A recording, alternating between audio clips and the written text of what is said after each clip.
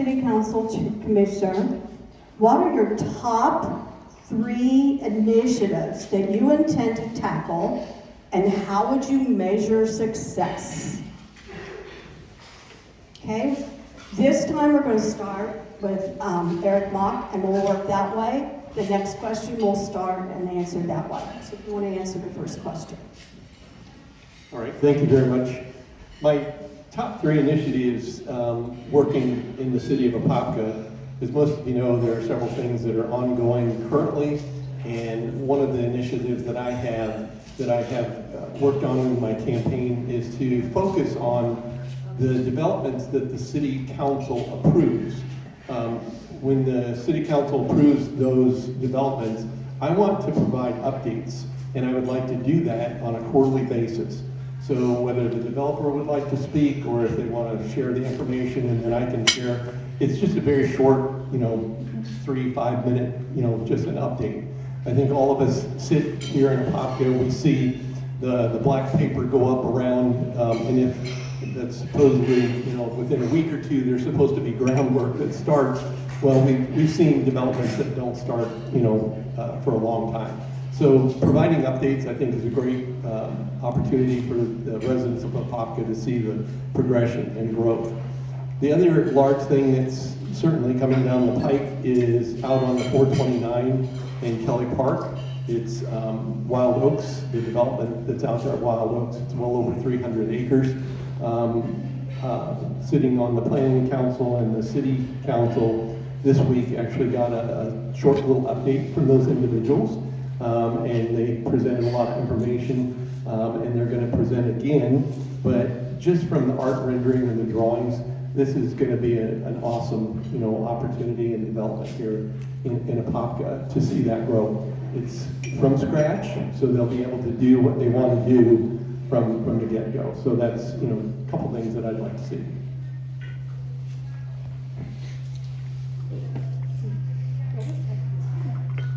Good afternoon. My name is Nadia Anderson. I'm candidate for seat 3 here in Apopka. There are 3 things in particular that I'm passionate about. One of the things is responsible budgeting and ensuring that our taxes stay low. As a business owner here in Apopka who own multiple properties here, residential and commercial properties, and as on this campaign trail speaking with a lot of different homeowners, they are concerned about their taxes increasing. One of the things that I think is important is, as Apopka is developing, that we're developing and growing smart. Making sure that we're bringing in a mixed type of businesses in addition to commercial and residential. There are a lot of residential growth. The issue is with that is, if we're not bringing in enough commercial businesses to offset that growth, our taxes will increase. So making sure that we are growing responsibly. The next thing is making sure that we are protecting Apopka's small town charm. Growing up here in the area, attending Apopka High School, Apopka Middle School, one of the reasons why I decided to relocate back here after moving away and going to college is because of the area, because of the small town charm. It's family oriented. A lot of the residents, as visiting the residents, they want to make sure with the growth that we're not losing the small town charm. So making sure that as we grow, that we're still maintaining our natural resources and that we're protecting those natural resources. In addition to that, making sure that our fire department and our police department is properly funded. I know that there's been a lot of issues and a lot of uncertainty with the fire department and their budget. And I've been speaking with the fire department and making sure that they understand how that works. I think that there's a lot of federal funding that we have not taken advantage of. With my background working with the federal government and also participating in a lot of different initiatives, bringing money to different organizations where I was the president,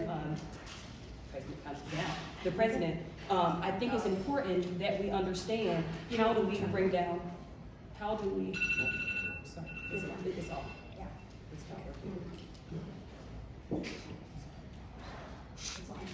on. Okay. Can I get my 5 more seconds? Sorry. Thank you. And it's more importantly, understanding that in order for us to make sure that the fire department and police officers are paid fairly, and why is that important? Because they're the first line of defense when it comes to protecting us. If they're not happy, we have to make sure they're doing their job. Are the prices competitive? And I have to end this. Sorry. Hello, you guys. My name is Darryl Richardson. I'm a candidate for C3. I'm one of the owners of Three Odd Guys Brewing down on 5th Street. About 3 years ago, we did take a chance on Apopka. There was a lot of stuff in there that people were saying wasn't gonna succeed. It wasn't a great place, you know, the reputation of Apopka, you know, but we took that chance. As economic development has pretty much stymied for the last 3 years, ever since we opened. So one of my main focus is obviously going to be to revitalize the downtown area. I mean, we've got tons of money in the CRA that never gets used. As a matter of fact, very fractions of this actually get used. And I think a big problem is that people don't know how to use it. So I definitely want to enlist the help of strategic stakeholders externally to kind of, you know, help these people along the way, these businesses, so that they can actually use some of that money. The city needs a strategic plan, right? We need a 3-year, 5-year, 10-year plan. What do we want to be when we grow up, right? At a certain point, Apopka is going to have to start outpacing these other cities around the area that are far surpassing our development. Public safety, obviously, is this is one of my charter amendments, is to essentially make sure that our fire department, our police department, or public utilities have not only the right equipment, but they also have the best benefits and the best salary packages around. Because all of us know in this room, if you offer somebody $1, they're gonna go to that dollar. You know, so we need to be better than them, right? We need to also have a comprehensive package for all of our city utilities. And our public safety shouldn't be worried about where the money's gonna come from. They should be worrying about being the best of the best for what they do. And of course, fiscal transparency and responsibility. We all here understand conservative values. I'm going to continue that with our city, which is paramount for our success. When we succeed, businesses are going to succeed, and so are the residents. Impressive. And great question too for my top 3 priorities once re-elected. And as a reminder, my name is Nick Nesta. I'm your current seated commissioner for seat 4. And I want to thank the Apopka Women's Club, Republican Club, for hosting us. I think this is very important to understand what the candidates think, feel, and how they're going to represent you and your city moving forward. As kind of a little history on myself, I moved here in 1994, registered Republican in 2008 when I turned 18, and haven't changed since. In 2013, I met my wife and also started my new business then. In 2021, we had twin girls that are a handful and keep me young. And got elected in 2022 and have enjoyed every second of it so far, and made some really great strides for our city, both now and in the future, which is really cool to see happen. My 3 top priorities moving forward once re-elected would be to ensure our continued fiscal responsible spending and investing. We have a lot of capital expenditures or capital projects that are coming up, whether it's infrastructure, which I know we've seen a lot of that going on recently. Our infrastructure, we have a public works building or public services building that is going to be a $100 million building, if not more, when it comes to fruition. So we need to start planning for that correctly and make sure that if we're going to get debt on that, it's attractive debt terms. We have more fire stations that are going to be coming, as well as some police assets that need to be increased. We also need to update my second priority is updating our master plan or strategic plan to make sure that we're keeping up with what the residents want, keeping up with what our city is growing to.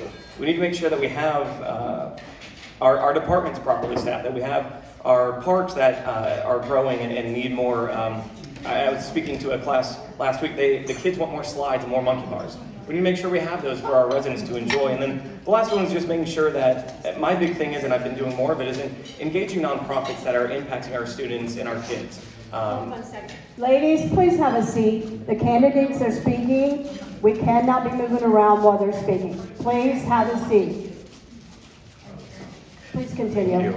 And so it's engaging anybody that's going to help and impact our youth. I'm very big into that. It's something, because I grew up here and went to school here, I want to make sure that our youth is impacted correctly and have the right leadership in front of them to make sure that they're our future. So we need to make sure to grow them and teach them in the way that they should be going. So thank you.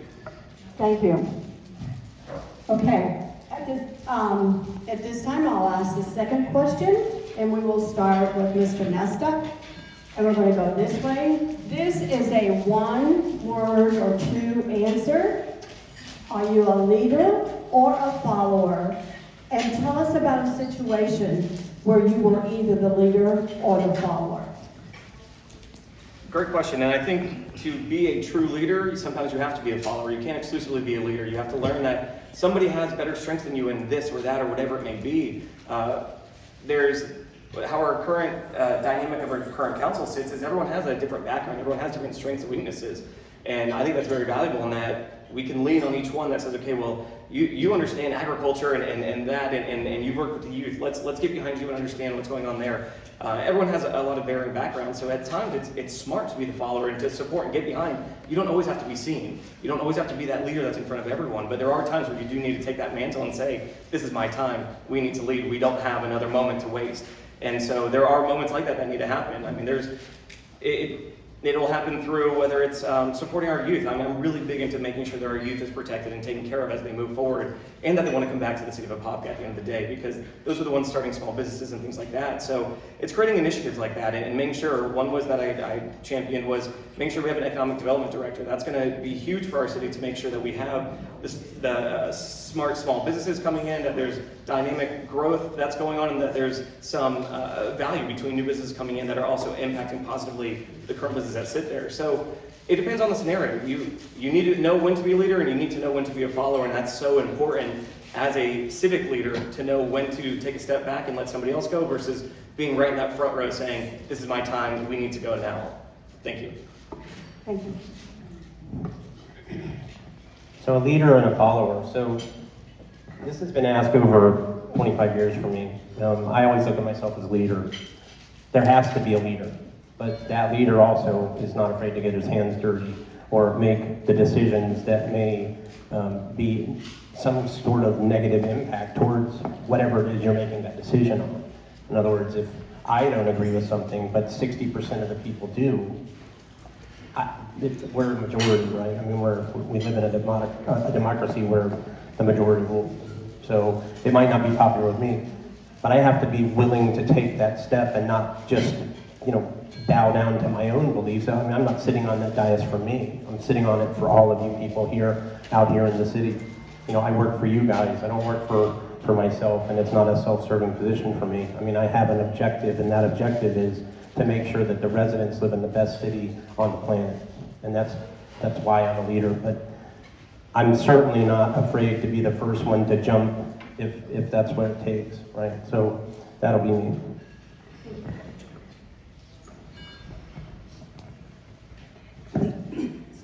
Leadership. What is leadership to me? So I see myself as a leader and also as a follower as well.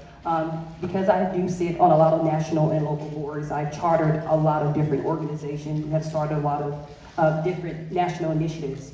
However, one thing I understood about leadership is knowing when it's time to lead and knowing how to listen as a leader. What is it that my counterparts are looking for? What is it that my board members need?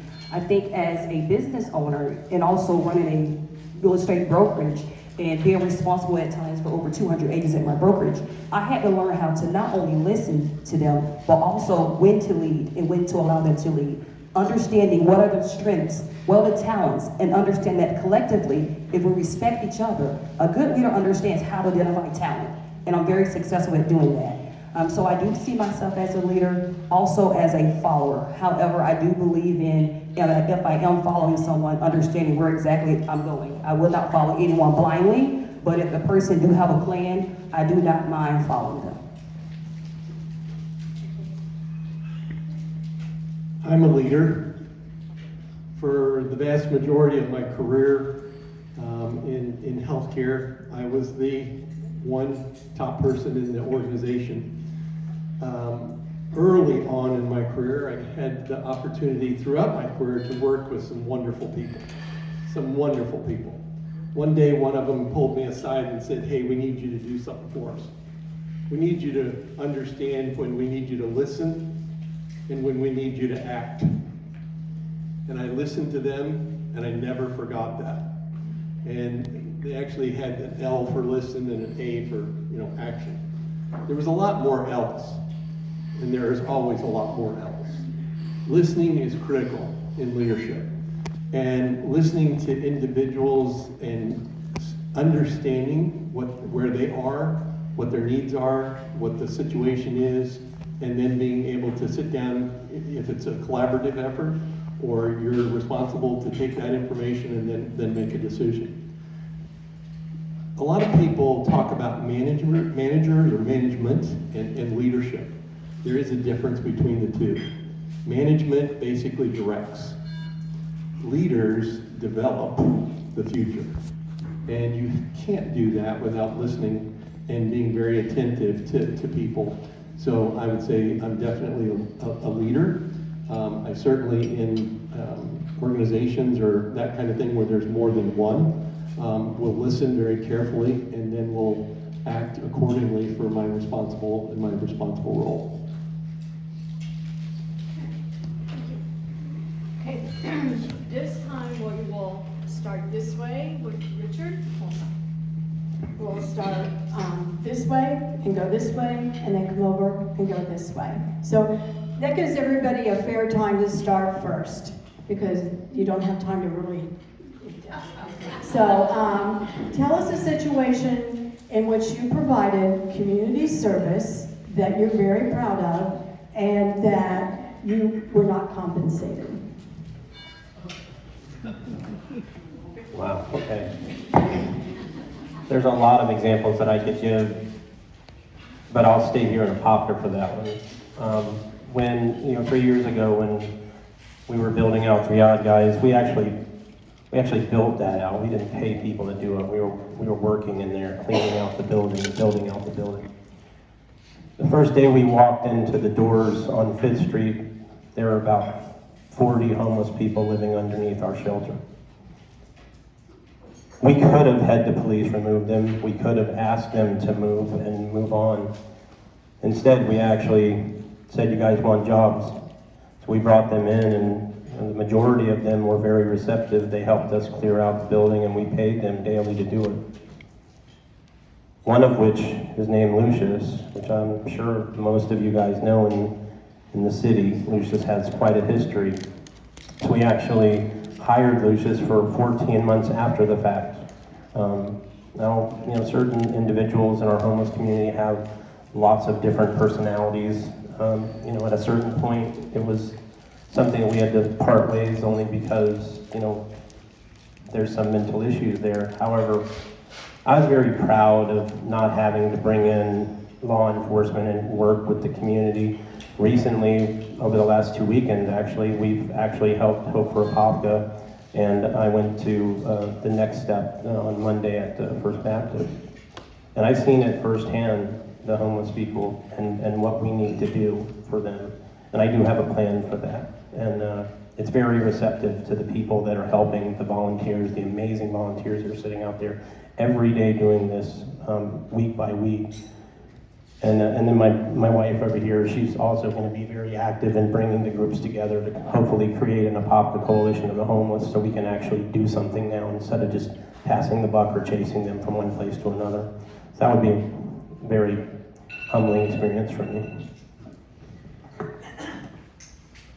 This is a tough question because as a leader, you don't always need to or want to be in the front. It's all about making sure that the people you're supporting are the ones that are the focus here. But one that actually really defined me, and it's kind of coming full circle, it's actually absolutely coming full circle later this month, is either 2005, 6, 7, 8, somewhere when I was in high school. I was working with, and at the time had created the Youth Advisory Board for the City of Apopka, working with Mayor Land at the time. It was Commissioner Kathy Till at the time as well that had engaged the students at Apopka High School, and we created this little group and created some projects, and one of the big projects was on Martin Street there, making sure that, number one, we understand the history there, and then creating a monument for the veteran Martin, as well as Grossenbacher, 1 street north there. So what was really cool is, again, you're in high school, so you're having to figure out how to draft this, how to create it, how to ask for money from the Historical Society and some other groups as well, and it's a very cool way to stay engaged just as a student, and I think that's one of my pivotal moments in my life I think that ignited the spark of becoming a civic leader. And now what's very cool is that February 24th this month, actually, I'm doing a cleanup of that same exact corridor to clean up that monument, 15 years later, basically, do some new plans, pressure wash, cut down some things, just really reinvigorate that area, which I think will start to spread to the other neighboring properties in the area as well, because that's our gateway to our high school, one of our big high schools, so I want to make sure that we're taking care of it. And that was it's one of my favorite moments because it was so cool to get engaged on the civic level as a high school student And that's what I want to be able to pass on as well. So that's something that didn't get compensated for, but absolutely loved it. And I guess I did get compensated because it has given me so much pride in my community. So thank you. So this is actually a kind of a difficult question for me because my entire life has been about service. One of the things that I teach high school children and a lot of people that I mentor is what does service look like. When you're talking about community service, it's something that's not self-serving. It's not when you hire someone to do work and you pay them. It is when you do something where there's no type of reward for you other than making sure the other person benefits from it. So a life that is built around community service look like someone like myself who have currently here in Apopka, prior to running for office, have been on the grounds. And I think it's important to understand that when we are running for office, is that is not the time that we actually go out and start worrying about the homeless. What have we done 15, 10 years prior to running for office? I think it's really important to look at our track record. What have we done? Not since we've been running for office, but what have we done prior to that? So let me give you an example of some of the things I've done prior to that. I currently have a housing counseling agency right here in Apopka where I'm not compensated for, where I have independently myself helped over 400 people save their houses during the pandemic, where I spent countless hours making sure that they saved their, and these are our firefighters, these are our police officers, these are our educators, these are our nurses that I personally myself have assisted with loan modification packages, making sure that they do what? That they stay in their homes with no type of compensation. In addition to that, there have been a lot of different food drives that I spearheaded myself personally here in the community, making sure that they have the essential needs, right? Food. In addition to that, if they were homeless, making sure that I give them the proper resources that they need in order to assist them out in the situation. In addition to that, throughout my life, I have been on different nonprofit organizations and boards where it's all about service. I have been the president of those boards. I recently, 3 years ago, started Women's Council, which is Women's Council of Realtors organization, where we do this serve. So I think it's important that when you are talking about leadership and we're talking about serving, that is something that is not serving or something that is not a part of a role that you're in. Are you serving in your church? Are you serving in your local community? When there's trash on the side of the road, are you picking it up? Do you have a camera in your hand? A lot of serves that I've done, there's no pictures by it because I did it out of the kindness of my heart because I am a servant. Time. Do you need me to repeat it? It's about service and not getting paid. Situation where you provide a community service and you are not compensated. So I think sometimes, we hear the word community service and we think immediately, community, what's that community? And I used to work with my leadership, and a lot of times they'd say, well, what do we, and I'd say, can you look to your right or to your left? What's within your arm's reach? Can you pick up what that is right now and either resolve that, fix that, do something? And as you continue to do that, that circle gets larger, it continues to expand, that's equation. So I think sometimes the challenge that individuals have is, oh, I'll do this, I won't do this, I'll do this, I won't do this. When we were talking the last question about leadership, the one thing that I did not mention, but is part of that, is what's referred to as servant leadership. And if you want to know what that means, just type those two words in, and there's a lot of information about servant leadership. In my neighborhood, our community, our HOA, I knew when the developer turned over, I wanted to be part of the process to try and make sure that we had a great neighborhood and we built a great foundation. So I ran for the board. I did not want to necessarily be president of the board, but the two other people thought that I should be. So, I happen to be close to the gate. Everybody seems to call me. I make contact. It's okay. It's all right. It's fine. I don't mind doing that. I don't mind doing certain things. I'd rather do it because I can do it in 20 minutes and pay, $50, $60, from that for a maintenance person. But the one thing that I would think that was the most interesting is I had a friend come to me and tell me about a building that was going to be torn down, actually up at 429 in Kelly Park, and he said, can you help introduce me to the people that own that so that I can take the building and donate it to an animal shelter? they needed a barn. And to this day, I'm glad that I was able to help facilitate that, and now it's an active shelter for animals.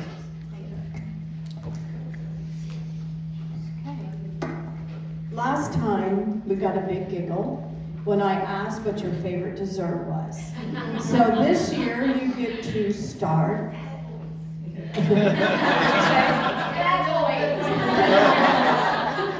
So this time, we'll start with Erick Moss. We'll go this way. What's your comfort food?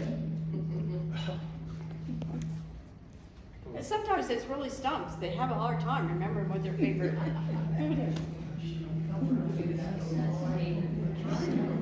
I will tell you, my wife Rhonda, she's not able to be here today. She works in the boating industry, and every year, the week of Valentine's Day, and I don't see her on Valentine's Day, we tell each other Happy Valentine's over the phone. She's at the Miami Boat Show every year, so that's where she's at, or she would love to have been here. She'll tell you I'm probably the easiest person to cook for, because I'm the type of person, if you make it, I'll eat it.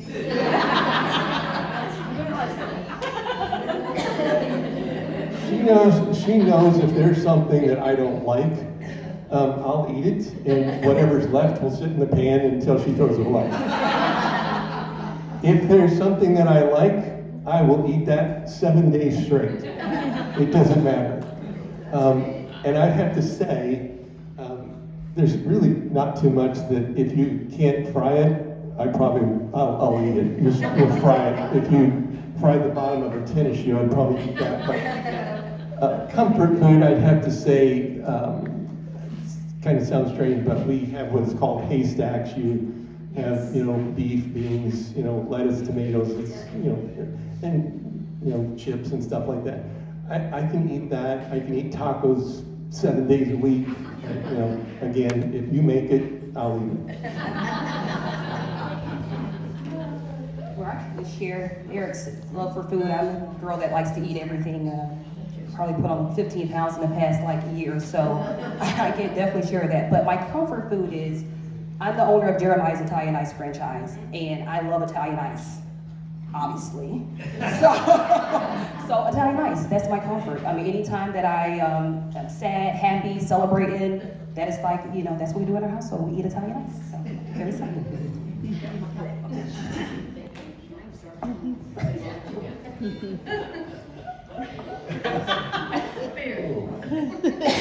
Somebody at that table over there is not going to be very happy.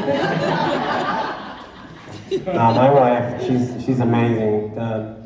She's pretty much cooked every recipe on the planet that I really have no idea most of the time what it is. I'll eat it. Steak probably would be. Erick, I will actually follow what you said.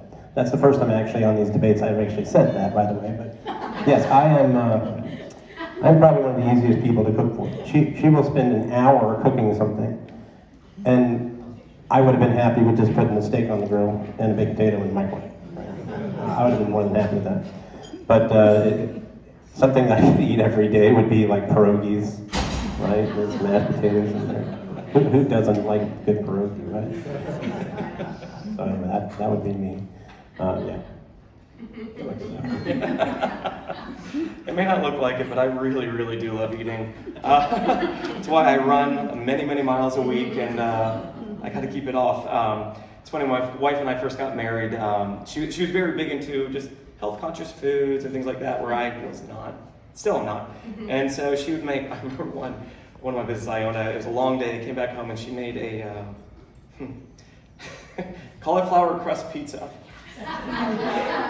She wants heart healthy and just thinking about me, and I love her for that, but I just said, I'm an Italian, do not ever do that pizza again, it's expensive, but I love you for it. And she makes incredible pizza now. Her dough isn't flawless, but I will say my biggest comfort food that she makes, and she's refined it and is chef's kiss, and she's done it so many times during this campaign too, is chicken marsala. She knows how to, it's everything. So that's my comfort food. Thank you. That was cute. You guys did good. Well, we learned a lot about the candidates there, didn't we? And their wives. They're all good cooks. Okay, the next question is from one of our ladies, and is, in the last 3 years, because we're a Republican group of ladies, in the last 3 years, what Republican event did you attend and support that was your favorite, and you come home with eye-opening material? I think, Nadia, you're the first to go with that.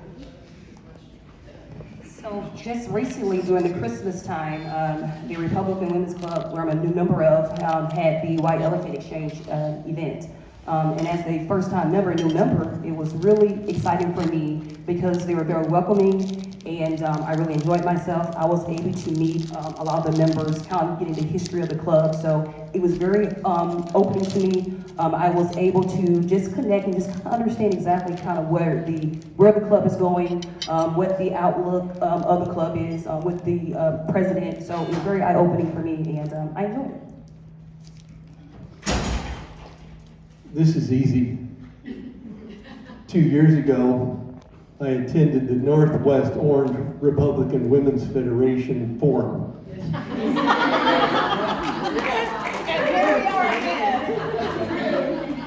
And I've attended the group meetings several times in between the last, back in 21, 22.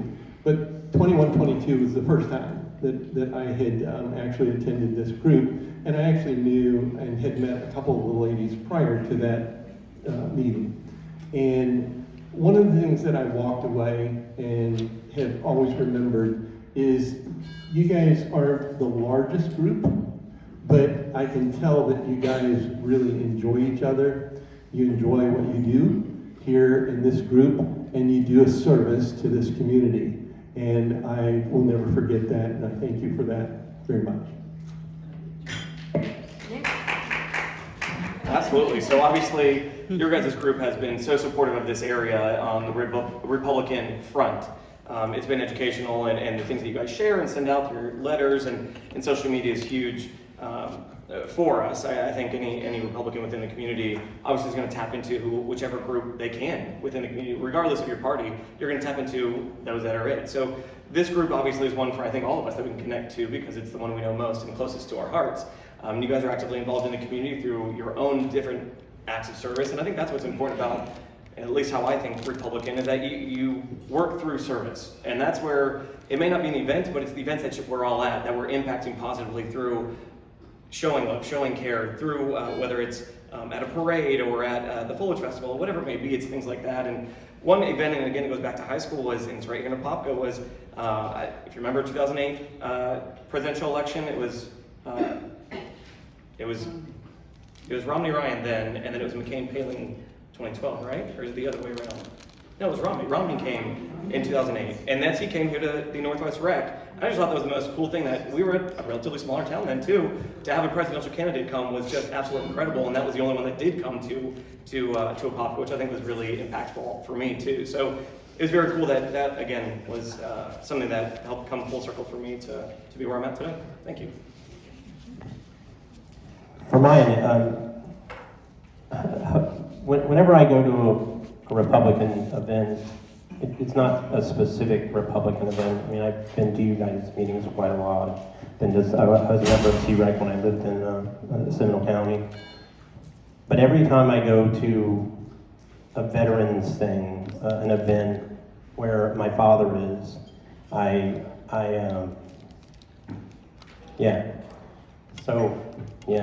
dad is my hero, and every time I'm there and with him, and people recognize who he is and 40 years of service he did for this country, that's pretty much my memorable moments when I hang out with Republicans. But the one that I do remember, it wasn't 3 years ago, was one of my anniversaries. My wife and I went to Tampa, and we stayed at the Marriott, and we looked out the window. It's 20 stories up somewhere. We looked out the window and we saw 10,000 people right across the street, which is the Tampa Civic, the convention center. So had no idea what was going on, so we decided to walk over there and see what's going on. and President Trump was actually there. And we actually got to go in to see that rally. And I don't know about you, Deb, but I mean, that was probably one of the most memorable moments of my life, to see 20,000 people, including 15,000 people sitting outside of that convention center that were screaming. And of course, you've got the people on the other side, right? The other side of the fence, where everybody's laughing at them, and everybody's like, you just can't get in because you're not going to go in there and throw stones and whatever. You know, one of the things we can't do is let people infiltrate our lives. If we let people infiltrate our lives, our cities turn into things like these other cities, like Wisconsin, Michigan. I don't want to turn this into a bad thing, but one of the things we have to do as conservative values here is to make sure that doesn't happen. Time. Thank you. You bring back memories. My first big event like this was the Romney event. And the little person was supposed to guarding the gate and not let people through. And they had to take all their IDs off and everything so they could go through the machine. And it was like, I'm never helping again. But anyway, here we are. And then in Tampa. So, okay. I think this will probably be the last question. For me, it's the most difficult question that you're going to have to answer, because Apopka has, in the community of Apopka, if you travel at all to Lake County, Seminole County, which I do, and Kissimmee was the other day, Apopka is one of the largest cities now, because Orlando is its boundaries. It can't grow anymore. Same with down by Kissimmee. We are growing, and a lot of cities like us are fighting for their integrity. So this is a huge crisis for the city of Apopka right now, as a lot of cities are. What would you see as your first item on the list to improve or protect Apopka's integrity? And we will start with Erick. Back to Erick.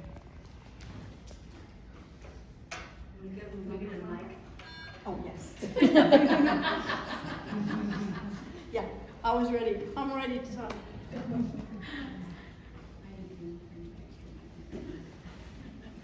I'm going to speak about what I believe is an area of improvement. And in improving this, I believe that we will be protecting, this city. In the last couple weeks, and even as most recent as yesterday, a social media post came out that said that they had essentially suggested that they had successfully gotten me removed from the ballot here in Apopka. That is not true. They did not even come close to even mentioning how they thought. They just threw it out there to see if it would stick on the wall. While I enjoy social media to keep track of friends, relatives, you get to see people that you haven't seen in years and years. That's the good part of social media. The bad part of social media, and you all, if you haven't seen this, don't even take the time. But if you have, you know what I'm going to say. There's a couple social media websites here that are bound and determined to destroy, smear, and tear down the city of Apopka at any cost. There are people in our current city administration that are very familiar with this. The Apopka Chamber is very familiar with this, and I think it takes each and every one of us talking and sharing with one more person, with one more person, with one more person. I'm not against free speech. I'm for free speech. But my goodness, be truthful. I think all of us had parents that say, if you can't say anything nice, don't say anything at all. And they probably also said, if you can't speak truth, then keep your mouth shut. So I gotta say, it is appalling and disgusting that these websites, individuals that are administrators of these websites, continue to just keep this nonsense moving. So that's my protect and improve. To kind echo what Eric was saying is about kind of improving the integrity of Apopka is understanding in regards to the leadership question, what does leadership look like? As a leader, and even running for office, I had to make a decision who I would allow to endorse me. So I think it's really important when you look at the candidates, if you have organizations, you have people that are putting out hateful, untrue things about people, and those people are supporting them, that kind of tells you their character. And for me, I have told probably over 50 people no to their support, only because I don't stand what they stand with. So I think it's important is, as a leader, and as being on that city council, and being on that dais, that we understand what does that look like. If we see something that we don't agree with, if you see groups that are, I mean, literally, my daughter came home crying from the things that were said online about my family that's not even true. And to have people that are in leadership roles within the city and that want to be in leadership roles in the city, that is actually standing up, and I say standing up and supporting it because if you allow anyone to support you openly and have your signs in their yard, and all they have done was try to destroy our city that we're trying to build up. And as a business owner, when I look to develop in other areas and put in different franchises, the first thing I do is I go online and look up to see what's going on in the city. And if you have these hate groups, because I call them hate groups, there's a thin line between free speech and hate groups. I'm someone that stands up for what's right. I'm also someone that's very forceful as well. However, as a mother, as a leader, I do not stand for anyone that put out lies and destroy people's lives and reputation. There have been so many people affected by these hate groups. They're constantly harassing our chief, the city clerk, and it's all untrue things. All I'm asking is that when we run this race for the next 30 plus days, is that we run it based off integrity, not hiding behind these hate groups, sending them information and put out there that's false. It has been very hard for my family and I, hard for my daughter and I to run this race, but because I believe in the city of Apopka, because I know I'm the best person for the job, I still stand here today. Yeah, so integrity means a lot, actually, especially in our city. But you really have to go down to the roots of the problem, right? I mean, like, people are going to have their opinions, and there's not much you can do about it. As a matter of fact, if you're outspoken against, they'll probably attack you as well, right? So it's probably just best to, and I'll say this again, because Mayor Nelson is the best at this, to just let stuff go back, right? Doesn't even respond. Doesn't even recognize the fact that it's there, right? You know, so I commend him for that, because there's a lot of things that said to him personally and his family that are just, you know, it just shouldn't be said, right? Whatever your personal beliefs are, that's fine, you know, but if you're gonna just sit there on the sole purpose of trashing people every day, then that's probably not the best thing to do.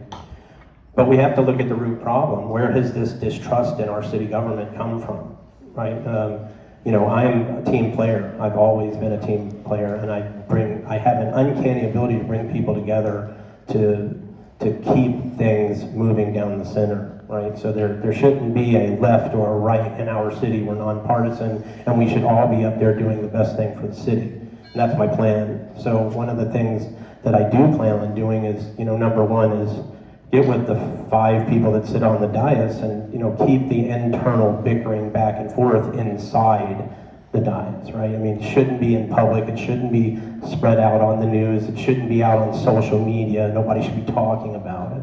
You know, so these kind of things is what's hurt Apopka over the last 25 years. So if we can improve the Apopka's reputation, then we're going to succeed as a city. When we succeed, businesses are going to succeed, and the people are going to succeed, and they're going to all be happy to live here. So we have to improve the way our city government is perceived by the public to fix this problem, because it's bigger than us. We can't fix this. Thank you. Yeah, so I don't think everyone answered the question here, and I think the biggest question is, what are you going to do day one? What are you really going to implement and impact? You can complain all you want, but what true things are you going to do moving forward if you get elected? And in mine, one of the first meetings I had was actually, I had to shoot down an ordinance that worked to limit the speech and free speech. I'm huge into free speech, property rights, things like that. And one thing that the ordinance was working to silence the public, to limit what public could say or speak about and things like that. And that's something that I absolutely disagree with. You can say whatever you'd like, but there are consequences. I think that's where we forget. You can say what you'd like, but there are consequences to it. And a quote we always use in our house is, what makes America great is that you have the right to be wrong. And many, many people are. So, and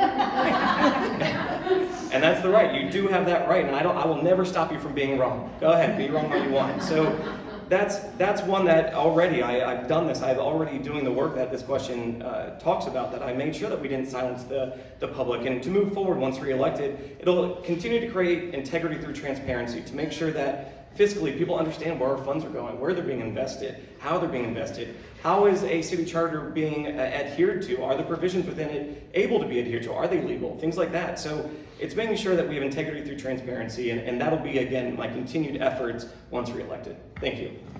Thank you. And thank you all. We're going to give you 2 minutes to close and just say, just again, announce your seat, what you're running for, what you would like the ladies in this room to know. And then we'll make the final announcement for closures. We have a couple things to cover after that. So you have 2 minutes, sell yourself. You can start with. Go ahead. Sure, absolutely. Now, again, Nick Nesta, I'm running for re-election here. I've done some great measures since being elected. We've gotten so many more resources available to our first responders, our police, our Parks and Rec department. It's incredible to see. One thing, I just want to point this out, that I'm the only candidate up here that was endorsed by the fire union. They believe and trust in me. They know that I've advocated for them, for their lives, and they're our first line of defense. That's been stated already. And they are our insurance policy as well. When things go bad, I need them to be confident in us, and they are confident in me. Additionally, I have been endorsed, again, the only candidate up here that's been endorsed by the Orlando Regional Realtor Association. I've received their endorsement and will continue to fight for equal housing opportunities as well as the rights of home ownership. On my website, and you have it back here as well, I have what's called a Citizen Bill of Rights. This is something I had during my first campaign and will continue to have. It's something you can hold me to and continue to hold me to say, hey, Nick, during your election, you said this, but right on here on paper, you didn't adhere to it. I've had it since last election, and I continue to use it because it's very important. One last one is my promises made, promises kept sheet. Again, it's in the back there. It's all the promises I made during my last campaign, and then it's proof of in here of how I've achieved those, that it's direct proof of how it's done. It's not just talk, it's not just I will once I get there. I've already done this and I'll continue to do it to make sure that the value that is created is for the residents alone. I worked for the exclusive benefit of the residents, not myself, not my family, not any big business, not any developers. It's exclusively for our residents. Vote for me, please. Nesta, March 19th. I appreciate your vote. Thank you. Darryl Richardson, I'm running for seat 3 for Apopka City Commissioner. Look, I mean, my platform's pretty simple. It's on my website, drichforapopka.com. It's on the card back there. And I'm also open to any calls or emails. I usually just pick it up and I'll answer your calls. Look, I'm going to be the voice for the people. I'm going to be the voice of the voiceless. I will be the megaphone of the people, because so many people that I've talked to since I've started running feel like they have no voice. And a lot of the issues you see at city commissioners' meetings is because these people feel that they have no voice, and that's the only way they can get up. Unfortunately, some of them are doing they're going at it the wrong way. I think you should just, say whatever's positive and keep the negative stuff somewhere else. But on the other side of this is, we have major issues with Apopka as a whole to make sure that we need to change the perception for realtors to come, for businesses to come, right? Because our success means their success. I met with the Realtor Association yesterday. We'll see what happens, but the CEO is a super nice guy. I mean, he's one of the nicest guys I've talked to since I've met with all these people. And it was very enlightening about some of the issues with just real estate as a whole in Apopka, why people, when you mention, hey, I got these houses in Apopka, hey, and as soon as you say that, it's like, Apopka? No, thanks, I'm not interested there, right? But as a business owner on 5th Street, we've got to get Apopka moving forward. How do we do this? Because right now it's not. We have Main Street Apopka, we have, organizations that are trying to move us forward. We have lots of money in our CRA. This money needs to get used. I have plans to make sure that gets used. But yeah, I mean, I'm just like you. I'm a resident of this city, and I'm very passionate for it, and I hope you guys vote for me on March 19th. Appreciate you. Nadia Anderson, candidate for seat 3 in Apopka. I want to kind of go back as a real estate broker that have been a broker here in this area for over 15 years. Apopka is still a destination for a lot of people, evidenced by the backlog of permitting and all the infrastructure that's going on in Apopka, evidenced by all the developers that are trying to develop here in Apopka. So I personally myself, someone who's 100 homes a year, have not seen the decline of people interested in Apopka. You go out there now, it's full of traffic. So Apopka is still the destination for people to come. One of the things that I think is important is understanding with that growth, how are we maintaining that growth? Are we growing smart? Are we putting smart growth practices in place? Are the roads, are the water, are we working with DOT, are we working with the state, are we working with the federal government, are we working with our local, with our county to make sure that collectively that we are developing smart? Just about myself, I grew up in Zellwood, went to Apopka High School, went to Apopka Middle School, went and worked for Department of Defense. From working for Department of Defense, I used to work for Department of Juvenile Justice, Department of Children and Families. I've been in several leadership roles, came back here, opened up a real estate brokerage, been here over 15 years. After opening up a real estate brokerage, I wanted to diversify myself. I opened up Jeremiah's Italian Ice. They're in the process of actually bringing the Jeremiah's Ice here to Apopka, so we'll be able to look out for that. I think what's important, when you're looking for a candidate, you do not look for someone that has not shown any type of ability to, one, be in the community, and for two, doesn't have the skill set in order to lead. My entire background has been about leadership, has been a successful business owner, only 2 owners of the business, and we're growing. I think it's important that you kind of look at the history. I always look at the history of a person. It's good to tell me what you're gonna do, but I wanna see what you've done prior to that. I think it's important that if you look at my background, if you look at what I've done in the community, if you look at my success in business, I am definitely the person that can do that job. I'm asking for you on March 19th that you vote me as your next seat 3 commissioner. Thank you. My name is Erick Moss. I'm running for seat 4 here at the Apopka City Commission. Well, in the last 2 years since I ran before, Apopka has made progress. I sit down and think that we could have made more progress. The reason that I think we could have made more progress and we didn't was the discourse that's going on in the city council. There's conversation about discourse, but if you look that up, healthy discourse is one of the words that are there. And if you read the word healthy discourse, it comes with respect and dignity. You take any one of those 3 words out, all you have is discourse. And while you have that, you have distraction and just, complete, disarray, and you can't get as far as you should. We're still looking for, comments about the forensic audit, what the scope and severity of that. My opponent suggested that we should have a forensic audit here in this city, and we still don't have the scope and severity of what that forensic audit would be. Recently, in the last several months, there has been discussion about finding an investment firm outside of the state of Florida, outside of Apopka, and moving funds from local Apopka banks. I will say this, I am an Apopka first person. If there's not someone in Apopka, there's gotta be someone in central Orlando, as opposed to taking, our business and our money to an entity in Denver, Colorado.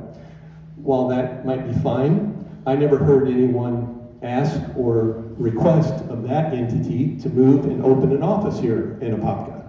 If you're gonna do that, then I would think you need to open an office in Apopka. You didn't hear that. So I'm just saying to you, I wanna move the city forward. I wanna move what we have been doing for the last 2 years. I'm bringing a voice of reason. Vote Erick Moss on March 19th. Thank you. Okay, ladies, first of all, none of you saw the questions, so I hope I covered all your questions with the candidates and my questions to the candidates. Also, Ms. Marty comes up, she has a present for each one of the candidates. We give our guest speakers each time we have a guest speaker. They get a little gift, and so we would like to present those to you at this time. I just really want to thank each and every one of the candidates for being here. I know it's time consuming. I know you have 50 million places to be, but I thank you. And ladies, I also want to thank you. I know I'm not the most popular person right now, but I thank you for being quiet and not having side conversations. I really do appreciate it, but for the respect to the candidates, it's something that's necessary. I have not ever heard you ladies that quiet in my life. I agree with her 100%.